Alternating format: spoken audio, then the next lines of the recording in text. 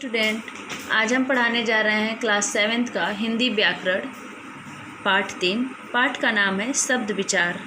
शब्द विचार में पेज नंबर 19 तक हम पढ़ के इसका अर्थ आपको बता चुके हैं। आज हम पेज नंबर 20 पे आपको बताएंगे। टॉपिक है अर्थ के आधार पर शब्द के भेद। तो अर्थ के आधार पर शब्द के कितने भेद होते हैं? अर्थ के आधार पर शब्द के 3 भेद होते हैं। कौन कौन से? पर्यायवाची शब्द, विलोम शब्द और अनेकार्थी शब्द। पर्यायवाची शब्द क्या होता है पहले हम जानते हैं। पर्यायवाची शब्द दो होता है, समान अर्थ देने वाले शब्द पर्यायवाची शब्द होते हैं। यहाँ पे देखिए दिया गया है, जैसे उदाहरण में दिन, तो दिन को हम लोग दिवस, वार, वासर भी कहते हैं। तो दिन का और यहाँ पे भी दिवस, वार, वासर का भी एक समान अर्थ होता है दिन, तो इसको हम पर्यायवाची कहते हैं। रात, रैन, निशा, रात्रि, ये सब रात को ही कहा जाता है। तो ये समान अर्थ दे रहे हैं, एक ही शब्द के समान अर्थ हैं, तो यहाँ पे हम पर्यायवाची ये हो गया। अब हम आते हैं विलोम शब्द। विलोम शब्द उसे कहते हैं जो किसी भी शब्द का बिल्कुल उसके विपरीत उल्टा अर्थ देता है, उसे हम विलोम शब्द कहते हैं। जैसे हो गया ऊंचा का विलोम शब्द क्या होगा? नीचा हो जाएगा। हंसना का रोना हो जाएगा। जाना का आना हो जाएगा। काला का गोरा हो जाएगा। ऐसे विलोम शब्द जो उसका बिल्कुल उसके उल्टा अर्थ देता है, उसे हम विलोम शब्द करते हैं। अब हम आते हैं अनेकार्थी शब्द में। वे शब्द जिनसे एक से अधिक अर्थों का बोध होता है वे अनेकार्थी शब्द होते हैं। जैसे में यहाँ पे देखिए, यहाँ पे जल है, शब्द एक है, लेकिन देखिए यहाँ पे एक शब्द के कितने अर्थ बन रहे हैं। जब एक शब्द के कई अर्थ निकलते हैं उसे हम अनेकार्थी शब्द कहते हैं। जैसे जल से पानी होता है, जल से इज्जत होता है, जल से जलना होता है, एक क्रिया हो जाती है। फिर अर्थ से धन भी होता है, प्रयोजन भी होता है और मतलब भी होता है। घट से घड़ा भी होता है, हृदय होता है, कम होता है। यहाँ पे एक शब्द के अनेक अर्थ निकल रहे हैं, तो इसे हम अनेकार्थी शब्द कहते हैं।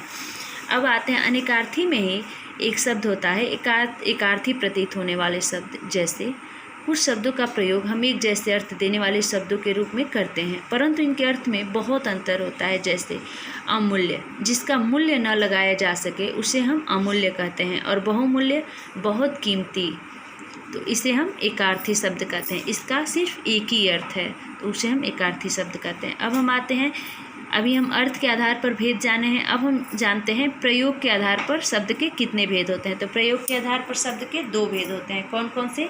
विकारी शब्द और अविकारी शब्द। विकारी शब्द क्या होता है? वे शब्द जो लिंग, वचन, कारक आदि के प्रभाव से परिवर्तित हो जाते हैं, वे विकारी शब्द कहलाते हैं। जैसे यहाँ पे देखिए लड़का, तो ये लिंग, वचन, कारक से प्रभावित हो जाएंगे तो क्या होगा? लड़का, लड़की, लड़के, लड़कों। यहाँ पे हो जाएगा मैं में मैं हो जाएगा, हम, हमारा। सर्वनाम भी आ जाता है इसमें। हंसना, हंसा, हंसी, हंसे। यहाँ पे देखिए वचन आ जाता है। ठंडा, ठंडा, ठंडी, ठंडे। ये विकारी शब्द हैं। विकारी शब्द में कितने प्रकार होते हैं? 4 प्रकार होते हैं। कौन कौन से? संज्ञा, सर्वनाम, विशेषण, क्रिया, ये हमारे विकारी शब्द हैं।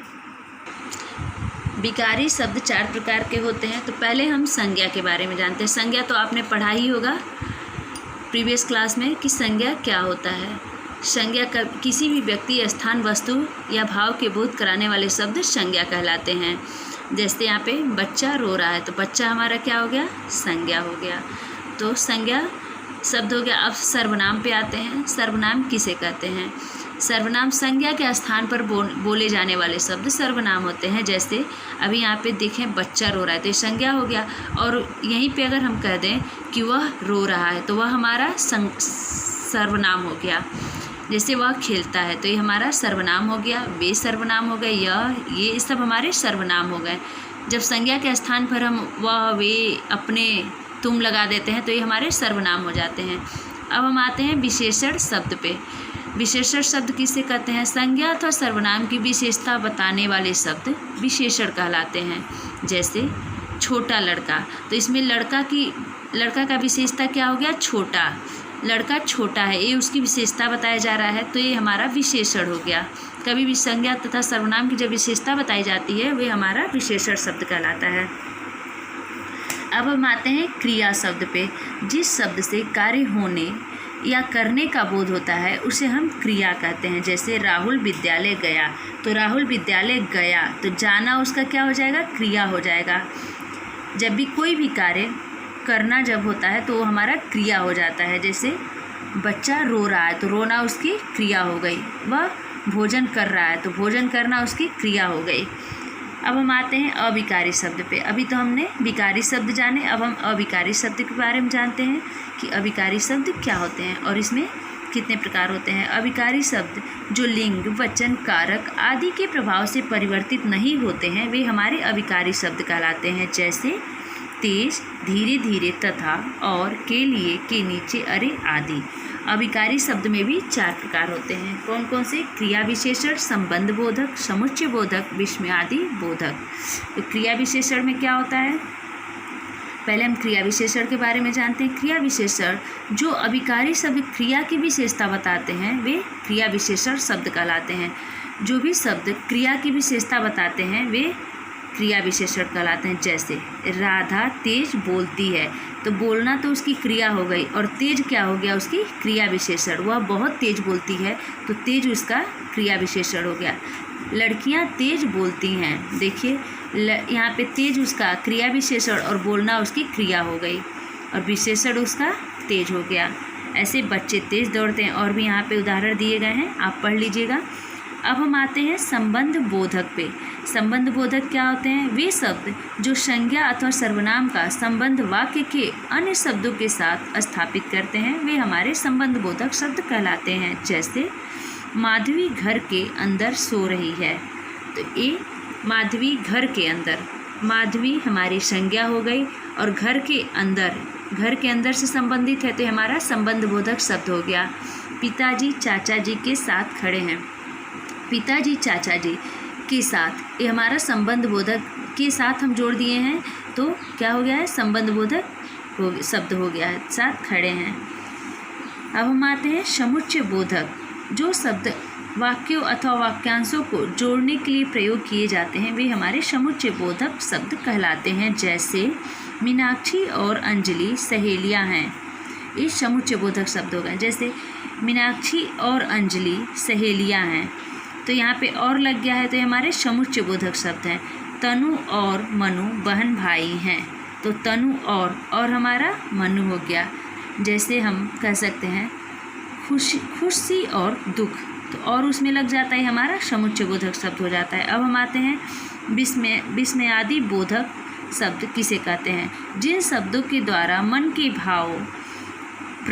के भाव प्रकट होते हैं उसे हम विस्मयादि बोधक शब्द कहते हैं। जैसे हर्ष, कोई चीज़ हमें मिलता है या कोई आता है तो हमें बहुत खुशी होती है, तो ये हमारे मन के भाव हैं। या कुछ भी हमारे साथ गलत होता है तो हमें दुख होता है, तो हमारा मन का भाव व्यक्त होता है। फिर आश्चर्य करते हैं किसी बात पे, घृणा करते हैं किसी से, तो हमारे सब सारे मन के भाव हैं। और हमारे क्या हो जाते हैं? विस्मयादि बोधक शब्द हो जाते हैं। जैसे यहाँ पे उदाहरण में दिया गया है, ओह अब तुम मूर्ख भी बनाने लगे। देखिए यहाँ पे ये मन के भाव हैं। या आप कह सकते हैं अरे आप आ गए, ये भी हमारे मन के भाव हैं। या ये भी कह सकते हैं कि हमें बहुत खुशी हुई, ये सब हमारे मन के भाव हैं। देखिए हाय यह मैंने क्या कर डाला, छी अब तुम झूठ भी बोलने लगी, धत यह तुमने क्यों किया। ये सब सारे उदाहरण हैं विस्मयादि बोधक शब्द के। अब आपका यहाँ पे पाठ समाप्त होता है। आप इस चैप्टर को बहुत अच्छे से पढ़िएगा क्योंकि ये हिंदी में इस सब चीज़ों की जानकारी बहुत ज़रूरी होती है। ये आपका होमवर्क है कि आप इसे अच्छे से पढ़िएगा और लर्न भी करिएगा। आपकी क्लास ओवर होती है। Thank you.